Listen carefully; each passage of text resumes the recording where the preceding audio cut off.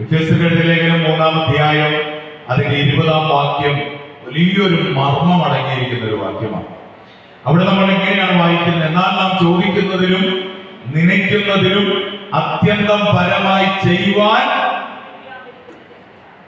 അടുത്ത വാക്കാണ് നമ്മൾ ഉറച്ചു പറയേണ്ട വാക്ക്. നമ്മിൽ വ്യാപരിക്കുന്ന ശക്തിയാൽ കഴിയുന്നവരാണ്. പലരും ഈ വാക്യം ഉദ്ധരിച്ച് പ്രാർത്ഥിക്കുന്നത് ഞാൻ കേട്ടിട്ടുണ്ട്. പക്ഷെ അവരെങ്ങനെ പ്രാർത്ഥിക്കുന്നറിയോ? എന്നാൽ നാം ചോദിക്കുന്നതിലും നനയ്ക്കുന്നതിലും അത്യന്തം പരമായി ചെയ്യുവാൻ കഴിവുള്ളവൻ. അങ്ങനല്ല വാക്യം. നമ്മിൽ, അതിനകത്ത് മർമ്മം അതിനകത്ത് ഒളിഞ്ഞു കിടക്കുന്നത്. നമ്മിൽ വ്യാപരിക്കുന്ന ശക്തിയാണ്. നമുക്ക് എല്ലാവർക്കും ആഗ്രഹമില്ലേ? ഞാൻ ചോദിക്കുന്നതിനേക്കാൾ അധികം കിട്ടണം, നനയ്ക്കുന്നതിനേക്കാൾ അധികം കിട്ടണം. അതൊക്കെ വലിയ ആഗ്രഹം. പക്ഷെ അത് കിട്ടണമെങ്കിൽ നമ്മിൽ വ്യാപരിക്കുന്ന ശക്തിയുടെ വലിപ്പം ഒന്നറിയാം. ഇന്ന് സംഭവിക്കുന്നത് എന്താണെന്നറിയോ? നമ്മിൽ വ്യാപരിക്കുന്ന കുഞ്ഞി ശക്തിയും നമ്മൾ ചോദിക്കുന്നതൊക്കെ വലിയ വലിയ കാര്യങ്ങളുമാണ്. അതുകൊണ്ട് എന്താ സംഭവിക്കുന്നത്? ഒന്ന് നടക്കുകയാണ്. അവസാനം ഇതൊക്കെ ചുമ്മാ പറയുന്നതാണ് എന്ന് പറയും.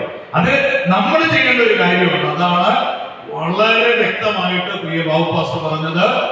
നമ്മിൽ വ്യാപരിക്കുന്ന ശക്തിയാണ്. ഞാൻ പറയട്ടെ, യേശു ക്രിസ്തുവിന് പോലും ഈ ശക്തി വേണമായിരുന്നു.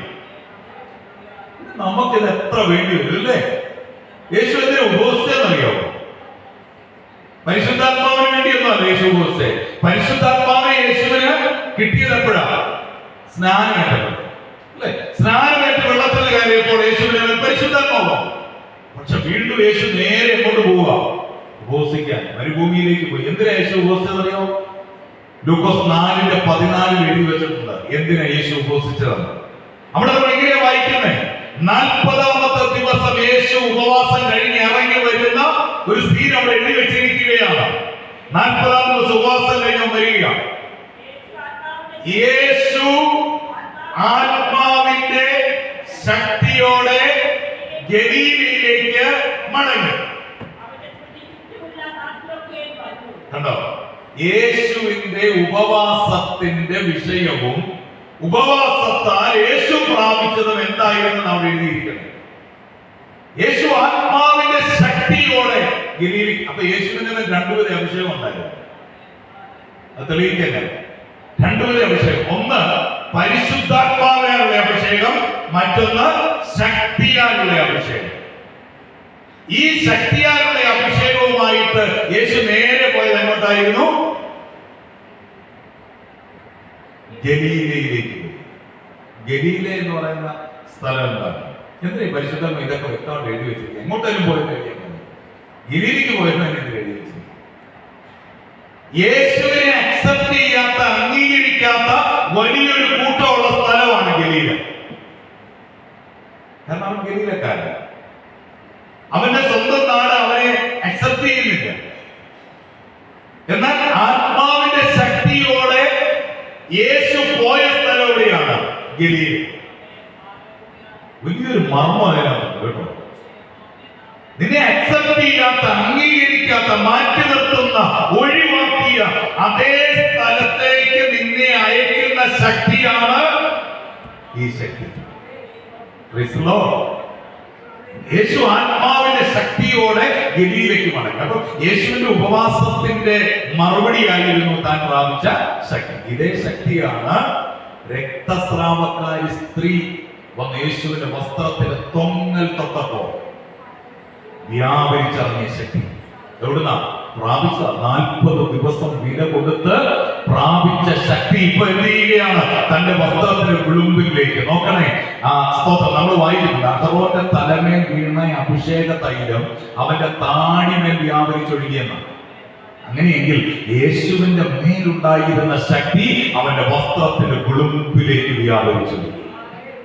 ആ വസ്ത്രത്തിന്റെ തൊങ്ങൽ തൊട്ട മാത്രയിൽ അവിടെ എഴുതിയിരിക്കുന്ന ഒരു വാക്യമുണ്ട്, തങ്കൽ നിന്ന് ശക്തി പുറപ്പെട്ടു എന്ന് അവൻ അറിഞ്ഞു. നമുക്കൊക്കെ ആഗ്രഹമില്ലേ നമ്മളിൽ നിന്ന് ശക്തി പുറപ്പെടണമെന്ന്? ശക്തി പുറപ്പെടണമെങ്കിൽ ശക്തി പ്രാപിക്കണം. നമ്മളിൽ ഇല്ലാത്തതൊന്നും നമുക്ക് മറ്റൊരാൾക്ക് കൊടുക്കാൻ പറ്റുമോ? പറ്റില്ല. ഒരാൾക്ക് സമാധാനം കൊടുക്കാൻ പറ്റണമെങ്കിൽ നമ്മളിൽ നിന്നുണ്ടാകണം. ഒരാൾക്ക് സ്നേഹം കൊടുക്കാൻ പറ്റണമെങ്കിൽ നമ്മളിൽ നിന്നുണ്ടാകണം.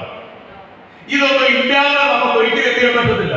കൊടുക്കാൻ പറ്റും. നമ്മുടെ കയ്യിലുള്ള, എന്റെ കയ്യിൽ 100 രൂപ ഉണ്ടെങ്കിൽ എനിക്ക് വേണ്ട കൊടുക്കാം. അല്ല 100 രൂപ പോലെ എന്തെങ്കിലും ചുരുട്ടി കൊടുത്താലും ആ മുഖത്ത് അറിയത്തേ ഉള്ളൂ അല്ലേ? അപ്പൊ നമ്മളിൽ ഉള്ളതേ നമുക്ക് പകരാൻ പറ്റത്തുള്ളൂ. ശക്തി ഉണ്ടെങ്കിലേ നമുക്കത് കൊടുക്കാൻ പറ്റൂ.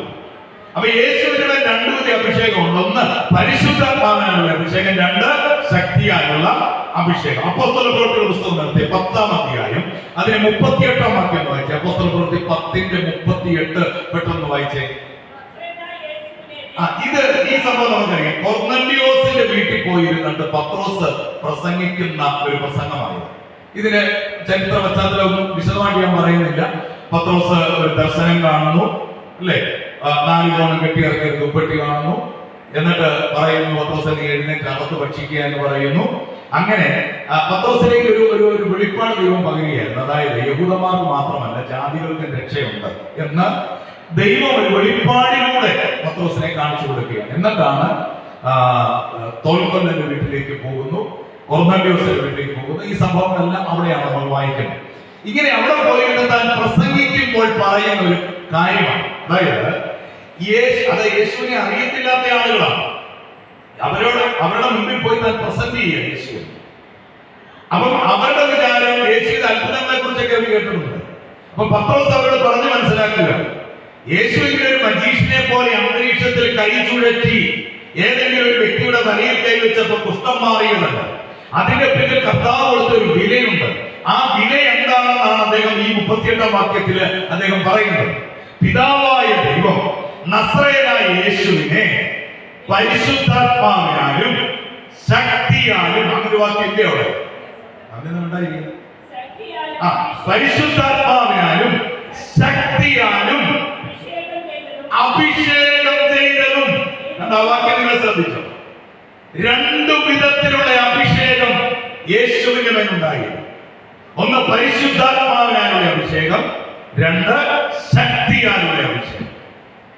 ഇന്ന് ഞാൻ പറയാം, യേശുവിന് ഇത് വേണമായിരുന്നെങ്കിൽ നമുക്കിത് എന്തു മാത്രം വേണം അല്ലേ? നമ്മളെല്ലാം പരിശുദ്ധാത്മാവിനെ പ്രാപിച്ചല്ലോ. പറഞ്ഞത് നമ്മുടെ മേൽ എല്ലാവരുടെ മേലും എന്തുണ്ട്? ഇനി അന്യഭാഷ പറയാത്തവരുടെ മേലും എന്തുണ്ട്? പരിശുദ്ധാത്മാവുണ്ട്. അന്യഭാഷ എന്ന് പറയുന്നത് പരിശുദ്ധാത്മാവ് നമ്മുടെ ഉള്ളിൽ വന്നതിന്റെ ബാഹ്യ പ്രകടനം മാത്രമാണ്. അല്ലാതെ അന്യഭാഷ പറയുന്നവരുടെ മേൽ മാത്രമല്ല പരിശുദ്ധാത്മാവ്. പരിശുദ്ധാത്മാവ് വന്ന ഒരാൾക്ക് മാത്രമേ യേശുവിനെ കർത്താവ് എന്ന് പറയാൻ കഴിയൂ എന്ന യോഹന്നാൻ പറയുന്നു. യേശുവാണ് കർത്താവ് എന്ന് പറയണമെങ്കിൽ അവന്റെ ഉള്ളിൽ എന്ത് വേണം? പരിശുദ്ധാത്മാവ് വേണം. അപ്പോൾ നമ്മുടെ എല്ലാവരുടെ ഉള്ളിൽ ആരുണ്ട്? പരിശുദ്ധാത്മാവുണ്ട്. എന്നാൽ ശക്തിയാലുള്ള അഭിഷേകം പലപ്പോഴും നമ്മൾ പ്രാധാന്യം നൽകാറുണ്ട്. ഇവിടെ നമ്മൾ വായിക്കുന്നത് ഈ നമ്മിൽ വ്യാപരിക്കുന്ന ശക്തിയുടെ അളവ് വലുതാണെങ്കിൽ നാം ചോദിക്കുന്നതിനേക്കാൾ അധികം കിട്ടും, നനയ്ക്കുന്നതിനേക്കാൾ അധികം കിട്ടും. ഇതിന് തെളിവല്ലോ ഉണ്ടെങ്കിൽ ആർക്കെങ്കിലും കിട്ടിയിട്ടുണ്ടെന്നും കൂടെ നമുക്കറിയണം. ചുമ്മാതെ കിട്ടുമെന്ന് പറഞ്ഞിട്ട് പോയിട്ട് കാര്യമില്ല. ഇങ്ങനെ ആർക്കെങ്കിലും കിട്ടിയതായിട്ട് വളരെ തെളിവുണ്ടോ? ഒത്തിരി പേർക്ക് തെളിവുണ്ട്. സമയത്തിന് പരിചയമുണ്ട്. ഒരാളെ ഞാൻ പരിചയപ്പെടുത്തും.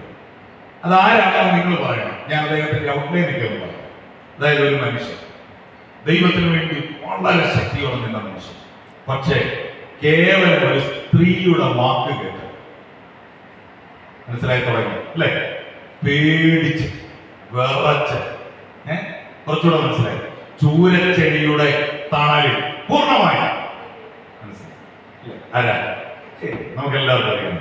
ഇദ്ദേഹം ആ ചൂരച്ചെടിയുടെ തണലിൽ ഇങ്ങനെ കിടന്നിട്ട് ഇയാൾ 2 കാര്യങ്ങളാണ് പ്രധാനമായിട്ട് പ്രാർത്ഥിക്കുന്നത്. ഒന്ന്, എന്റെ കൂടെ നിൽക്കാൻ ആരും. 2, എനിക്ക് മരിച്ചാൽ മതി, എനിക്ക് മരണം കണ്ടാൽ മതി. ഈ 2 കാര്യങ്ങളാണ് അദ്ദേഹം പ്രധാനമായിട്ടും പ്രാർത്ഥിക്കുന്നത്. ഒന്ന്, കൂടെ നിൽക്കാൻ ആരുമില്ല. 2, മരണം കണ്ടാൽ മതി. ഈ സമയത്താണ് ദൈവം സംസാരിക്കുക, ഏലിയാവേ നീ എഴുന്നേൽക്കുക, ശക്തിപ്പെടുക. ആ വാക്ക് ശ്രദ്ധിക്കണം, ശക്തിപ്പെടുക, നിനക്കൊരു ദീർഘദൂര യാത്രയുണ്ട്. അപ്പോൾ ഏലിയാവിന്റെ മേൽ ഇപ്പോൾ എന്ത് വന്നു? ശക്തി വന്നു. ശക്തി വന്നു. ഇനി നമുക്കറിയേണ്ടത് ചോദിച്ചതിലും മികച്ചതിലും അധികം കിട്ടിയോ നമുക്കറിയണം. ശക്തി പ്രാപിച്ച് മനുഷ്യൻ യാത്ര തുടർന്നു. കുറെ ദൂരം ചെന്നപ്പോ ദൈവം വിളിച്ചു, ഏലിയാവേ എന്തോ നീ ആ ചൂരത്തിന്റെ നാലിൽ കിടന്നപ്പോ 2 പ്രാർത്ഥന പ്രാർത്ഥിച്ചില്ലേ? അതിൽ 1ാമത്തെ പ്രാർത്ഥനയ്ക്ക് മറുപടി തരാൻ പോവാ. ഏതാ?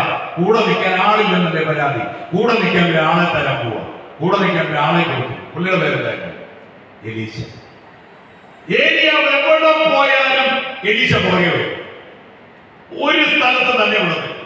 അവസാനം ഒരു സ്ഥലത്ത് ഏലിയാവ് സഹി കേട്ടിട്ട് പറയുന്നുണ്ട്, നീ ഇവിടെ ഒന്ന് നിൽക്ക്, ഞാൻ അവിടത്തോളം പോയിട്ട് വരാം. ഈ പുള്ളി എന്താ പറയുന്നത്? എന്റെ ദൈവത്തിനാണ് നിന്നെ ഞാൻ വിട്ടുപിരിയത്. കണ്ടോ? ഒന്നാമത്തെ മറുപടി വന്നാണ് ചോദിച്ചതിനേക്കാൾ. കൂടെ നിൽക്കാൻ ആളില്ലെന്ന പരാതി. ഇപ്പൊ എവിടെ പോയാലും കൂടെ വരിക ആര്? ഇതൊക്കെ കഴിഞ്ഞ് കുറെ നാൾ കഴിഞ്ഞു. ഒന്നാമത്തെ മറുപടി കിട്ടി. ഏതാ? ചോദിച്ചതിനേക്കാൾ അധികം. കുറെ നാൾ കഴിഞ്ഞ് ഏലിയാവിനെ ദൈവം വിളിച്ചു. ഏലിയാവ് എന്തോ നിന്റെ രണ്ടാമത്തെ പ്രാർത്ഥനയ്ക്ക് മറുപടി തരാൻ പോകും. രണ്ടാമത്തെ വിഷയത്തിൽ ഞാൻ ചിന്തിക്കും ഏലിയാവ് നടുങ്ങി പോയി കാണും. കാരണം ഒന്നാമത്തെ തന്നെ ഇവിടെ തൃപ്തിയായിട്ടിരിക്കുക. അന്നേരമാണ് ഇനി രണ്ടാമത്തത് വരാൻ പോകും. രണ്ടാമത്തെ ഇനി എങ്ങനെയാ വരണ്ടേ? നിനച്ചതിനേക്കാൾ. നമ്മളെല്ലാം നമ്മുടെ മരണത്തെ കുറിച്ച് ചിന്തിക്കാറില്ലേ? ഉണ്ടോ? മരണത്തെ കുറിച്ച് നമ്മളിവിടെ ജീവനെ കുറിച്ച് ചിന്തിച്ചുകൊണ്ടിരിക്കുക. അന്ന് മരണത്തെ കുറിച്ച് ചിന്തിക്കുക. ഒരു പാസ്പോർട്ട് സൈസ് ഫോട്ടോ എടുക്കണം. ഞാൻ നല്ലൊരു ഐഡിയ പറഞ്ഞു. ഒരു പാസ്പോർട്ട് സൈസ് ഫോട്ടോ എടുക്കണം. എന്നിട്ട് മനോരമ പത്രത്തിന്റെ അകത്തെ ചരമക്കോളം എന്ന് പറഞ്ഞൊരു കോളം, ഏത് പത്രമായിക്കോട്ടെ എല്ലാത്തിനകത്തും ചരമക്കോളം എന്ന് പറഞ്ഞൊരു കോളം, അതിനകത്ത് നമ്മുടെ ഈ പാസ്പോർട്ട് സൈസ് ഫോട്ടോ ഉണ്ടാവും. ഏതെങ്കിലും നല്ലൊരു അമ്മച്ചിയുടെയും അപ്പച്ചന്റെയും ഫോട്ടോ മേലെ കൊണ്ടുവച്ചാൽ എന്നിട്ട് അതിന്റെ താഴെ നമ്മൾ വായിക്കണം, വന്യംപറമ്പ് ഡൊമിനിക് ജോസഫിന്റെ മകനായ ബിജു ഡൊമിനിക് അന്തരിച്ചു, ഇത്ര വയസ്സായി, ഇന്ന സമയം ഇന്ന സെമിട്രിയിൽ വെച്ച് ശവസംസ്കാര ശുശ്രൂഷ ഉണ്ടായി, എല്ലാവരും ഇവിടെ അറിയിപ്പായി സ്വീകരിക്കും, വായിക്കും. ഇങ്ങനെ വായിക്കും. നിങ്ങളെല്ലാം എൻ്റെ പേര് വായിക്കരുത്, നിങ്ങളുടെ പേര് വായിക്കും. ഞാൻ വായിക്കുന്ന കാര്യം ഞാൻ പറഞ്ഞു. കാരണം ഒരു ദിവസം ഇങ്ങനെ വരും അല്ലേ? ഫോട്ടോ വരും, വാർത്ത വരും, നമ്മളെല്ലാവരും പോകും അല്ലേ? ഒരു 50 വർഷം കഴിഞ്ഞ് അല്ലെ ഒരു 100 വർഷം കഴിഞ്ഞ് നമ്മൾ ആരെങ്കിലും ഇവിടെ കാണും? ഒരു കാരണവശാലും അതൊരു പോയ ഭാഗ്യം. 50 ഒന്നും പോവുകയല്ലേ? സ്വന്തം ഒരു 10-20 വർഷമൊക്കെ വേണമെങ്കിൽ നമുക്ക് ചിന്തിക്കാനുള്ളതേ ഉള്ളൂ. അല്ലാതെ അത് ഉറപ്പൊന്നുമില്ല. ഇങ്ങനെ കസേര നിലനിൽക്കുന്ന പോലും നമുക്ക് ഉറപ്പില്ലാത്ത ആളുകളാണ്. എന്തായിരുന്നാലും ഒരു ദിവസം നമ്മൾ എന്ത് ചെയ്യും? ഈ ലോകത്തിൽ നിന്ന് പോകും. അതുകൊണ്ട് ദാവീദൊക്കെ പറയുന്നത്, ദൈവമേ നീ എന്റെ നാളുകളെ എണ്ണുവാൻ തക്കവണ്ണം എന്നെ ഉപദേശിക്കണമേ എന്ന് പറഞ്ഞു. ഞാൻ കഴിഞ്ഞ ദിവസം സമയത്തെ കുറിച്ച് ഒരു വീഡിയോ ഇട്ടായിരുന്നു. നിങ്ങൾ എത്ര പേര് കണ്ടത്? ഓക്കെ, നിങ്ങൾ കണ്ടതല്ല. ഞാൻ വേണ്ടി അത് വിശദീകരിക്കുന്നു. ആകെപ്പാട് കാൽക്കുലേറ്റ് ചെയ്താൽ ആകെ 9 വർഷമേ ഉള്ളൂ നമുക്ക് എന്തെങ്കിലും ചെയ്യാനുള്ള സമയം എന്ന് പറയുന്നത്. ആകെ 9 വർഷവും. ഈ 9 വർഷത്തിനിടയ്ക്ക് തമ്മിൽ തല്ലിയും വഴക്കുണ്ടാക്കിയും എന്തുവാ പറയുന്നത്, ദേഷ്യപ്പെട്ടും പിണങ്ങിയിരുന്നും ഒക്കെ നമ്മൾ പലപ്പോഴും എന്ത് ചെയ്യുക? നമ്മുടെ ജീവിതത്തെ വേസ്റ്റ് ചെയ്യുക. ഈ 9 വർഷം ആക്റ്റീവായിട്ട് കർത്താവിന് വേണ്ടി പ്രവർത്തിക്കേണ്ട സമയമാണ്. ബാക്കിയുള്ള ഒത്തിരി കാര്യങ്ങൾക്ക് നമുക്ക് സമയമുണ്ട്. ഉറങ്ങി തീർക്കാൻ എത്ര വർഷമാണ് നമ്മൾ ഉപയോഗിക്കുന്നറിയോ? 25 വർഷം ഉറങ്ങി തീർക്കുന്നത്. ഉറങ്ങി തീർക്കുക, ഒരു പണിയും ചെയ്യാതെ ഉറങ്ങി തീർക്കുക. പക്ഷേ 40% ആളുകളും ഉറങ്ങുന്ന പോലും ഇല്ല നന്നായിട്ട്. അതാണ് വേറെ രസം. ആ സംഭവം പോലും അവർക്ക് കൃത്യമായിട്ട് കിട്ടുന്നില്ല എന്നുള്ളതാണ്. അപ്പൊ നമ്മുടെ ജീവിതത്തിന്റെ ഏകദേശം ഒരു 4% കൂടുതൽ എന്ത് ചെയ്യാണ്? സത്യത്തിൽ ഉറങ്ങി തീർക്കുകയാണ്. ഒരു പ്രയോജനമില്ലാതെ ആർക്കും ഒരു പ്രയോജനമില്ല അല്ലേ? അല്ലെ? എന്തെങ്കിലും ചെയ്യാൻ നമുക്ക് പറ്റുന്നു? ഒന്നും ചെയ്യാൻ പറ്റില്ല. അപ്പൊ നമ്മുടെ സമയം വളരെ വാല്യൂബിളാണ്, വളരെ പ്രാധാന്യമുള്ളതാണ് എന്ന് നമ്മൾ തിരിച്ചറിഞ്ഞ് നമ്മൾ പ്രവർത്തിക്കണം. അവിടെ വളരെ സമയം തക്കത്തിന് ഉപയോഗിക്കണം. കാരണം സമയത്തെ മാത്രം നമുക്ക് പിടിച്ചു നിർത്താൻ പറ്റത്തില്ല അല്ലേ? എത്ര പണമുള്ളവനാണെങ്കിലും പറയുക 24 മണിക്കൂർ പുറകോട്ട് കറങ്ങട്ടെന്ന് പറഞ്ഞാൽ നടക്കുകയല്ല അല്ലേ? അതിങ്ങനെ ഓടിപ്പോയിക്കൊണ്ടിരിക്കുക. അപ്പൊ ദാവീദ് പറഞ്ഞു, എന്റെ നാളുകളെ എണ്ണുവാൻ തക്കവണ്ണം നീ എന്നെ ഒന്ന് ഉപദേശിക്കണമേ. നാളുകളൊന്നും എണ്ണി നോക്കിയാലോ? എത്ര 80 വയസ്സ് വരെ ജീവിച്ചിരിക്കുന്ന ഒരാൾക്ക് എത്ര ദിവസം കിട്ടും ഈ ഭൂമിയിൽ? 29,200 ദിവസം കിട്ടും. ആകെയുള്ള ആയുസ് 29,200 ദിവസം. ചിലർക്കൊക്കെ സന്തോഷമായി, ഇനി അത്ര ഉണ്ടല്ലേ? ഇനിയല്ല, ജനിച്ചു വീണ അന്ന് മുതൽ 80 വയസ്സ് വരെ പോയാൽ, ഉറപ്പൊന്നുമില്ല, പോയാൽ 29,200 ദിവസം കിട്ടും. ഇനി ഒരു 40 വയസ്സൊക്കെ കഴിഞ്ഞെങ്കിലോ അതിന് നേരെ പകുതിയിലേക്ക് ഒരു 14,600 ദിവസം. ഇനി ഒരു 60 കഴിഞ്ഞെങ്കിലോ എത്ര വരും? ഒരു 7,300 ദിവസം. അതൊക്കെ എന്നെ പറയാല്ലേ? ശവക്കോട്ടയിലൂടെ കൊണ്ടുവരുന്ന സമയത്തിന്റെ കാര്യമാണല്ലേ. അത്രയും സമയം കൂടെ നമ്മുടെ മുൻപിൽ ഉള്ളൂ എന്ന് നമ്മൾ തിരിച്ചറിയണം. ഈ തിരിച്ചറിവ് നമുക്കുണ്ടാകും. നമ്മൾ ബർത്ത്ഡേ ഒക്കെ ഭയങ്കരമായിട്ട് ആഘോഷിക്കുന്നുണ്ട് അല്ലേ, നല്ല കാര്യമാണ്, ദൈവത്തിന് നന്ദി പറയുന്നതൊക്കെ നല്ല കാര്യം. പക്ഷെ അന്നേരം നമ്മൾ അറിയേണ്ട ഒരു കാര്യമുണ്ട്. ആ സെമിട്രിയിലേക്കുള്ള ഒരു വർഷം കൂടെ കുറഞ്ഞെന്റെ സെമിട്രിയിലേക്ക് പോകാനുള്ള ഒരു വർഷം കൂടെ എനിക്ക് എന്ത് ചെയ്യുമായിരുന്നു, കുറയുക ചെയ്തത്. ഞാൻ അങ്ങോട്ടുള്ള യാത്രയിലാണ്, ഒരു വർഷം കൂടെ യാത്ര കുറഞ്ഞു കിട്ടി എന്ന് നമ്മൾ മനസ്സിലാക്കണം.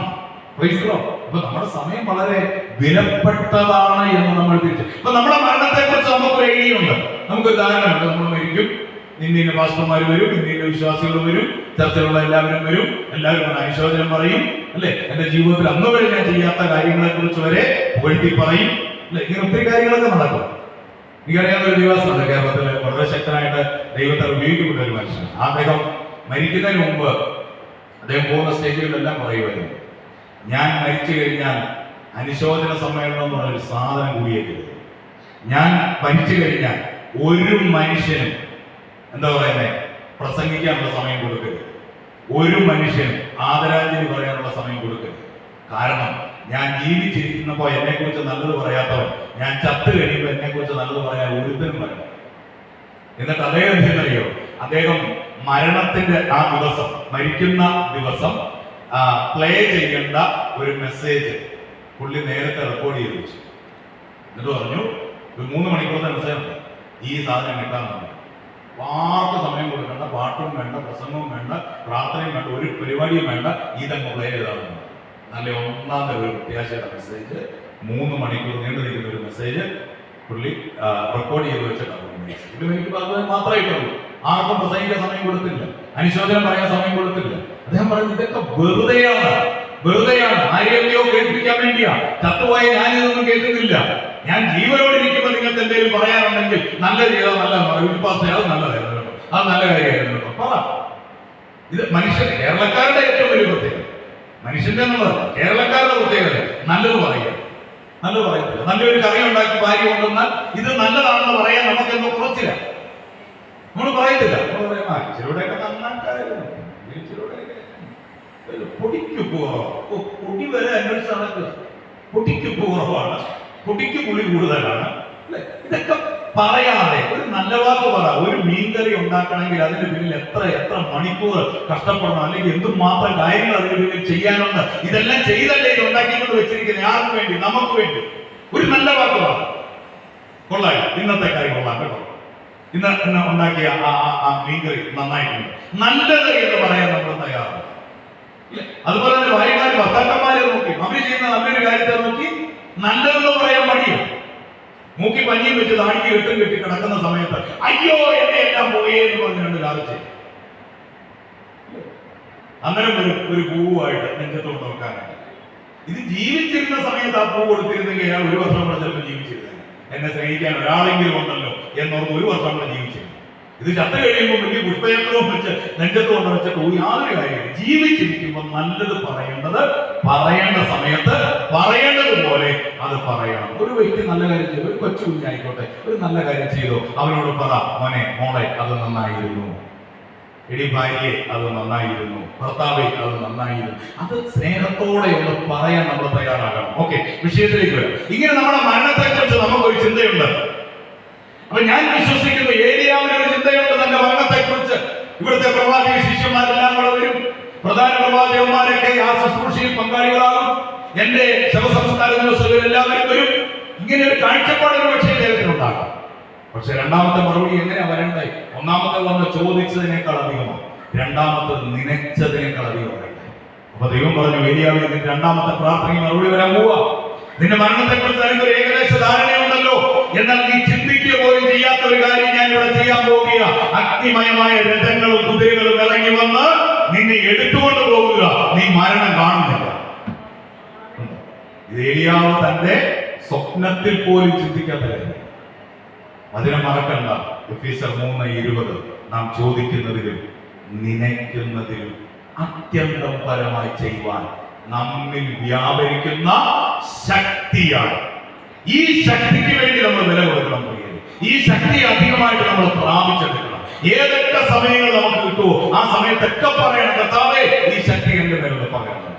അത് ആരാധനയുടെ സമയമാണെങ്കിലും പ്രാർത്ഥിക്കും, അല്ലെങ്കിൽ പേഴ്സണൽ പ്രയറിലും പ്രാർത്ഥിക്കും. കർത്താവ്, ഈ ശക്തി എന്റെ മേലെന്ന് പകരണം, ഈ ശക്തി എന്റെ നിങ്ങൾ അന്യഭാഷ അടയാളമായി പ്രാപിച്ചവരാണോ? നിങ്ങൾക്ക് ലഭിക്കുന്ന സമയം അത്രയും നിങ്ങൾ അന്യഭാഷയിൽ സംസാരിച്ചുകൊണ്ടിരിക്കും, അന്യഭാഷയിൽ സംസാരിച്ചുകൊണ്ടിരിക്കും. അപ്പൊ നമുക്ക് ഈ ആവശ്യമില്ലാത്ത ചിന്തകൾ വരത്തില്ല, ആവശ്യമില്ലാത്ത മറ്റുള്ളവരുടെ മേൽ കുറ്റാരോപണങ്ങൾ നമ്മുടെ ഹൃദയത്തിൽ വരത്തില്ല. നമ്മൾ അന്യഭാഷയിൽ സംസാരിച്ചോണ്ട് അത് പുറമെ കേൾക്കണമെന്ന് ഒരു നിർബന്ധമില്ല. നിങ്ങളുടെ ഹൃദയത്തിൽ സംസാരിച്ചുകൊണ്ട് ആ ജോലി ചെയ്യുമ്പോൾ, പാത്രം കഴുകുമ്പോൾ, കഞ്ഞി വെക്കുമ്പോൾ, കറി വെക്കുമ്പോൾ ആ അന്യഭാഷയിൽ നിന്ന് സംസാരിച്ചുകൊണ്ടൊന്ന് ചെയ്തേ. പൗലോസ് പറഞ്ഞു, ഞാൻ ഏറ്റവും അധികം അന്യഭാഷയിൽ സംസാരിക്കാൻ ഇഷ്ടപ്പെടുന്നു, ഞാൻ ഏറ്റവും അധികം അന്യഭാഷയിൽ സംസാരിക്കാൻ ഇഷ്ടപ്പെടുന്ന മൂന്നാം സ്വർഗത്തോളം എടുക്കപ്പെട്ട അപ്പോസ്തലനായി പൗലോസ് പറഞ്ഞു.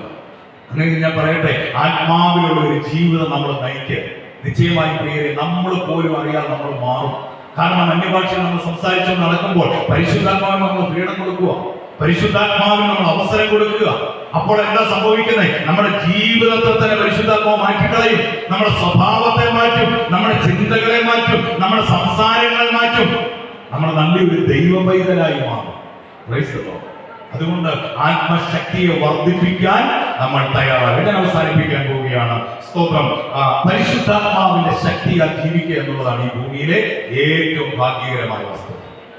അത് ലഭിച്ച ഒരു വിഭാഗമാണ് നമ്മൾ ദൈവമക്കൾ എന്ന് പറയുന്നത്.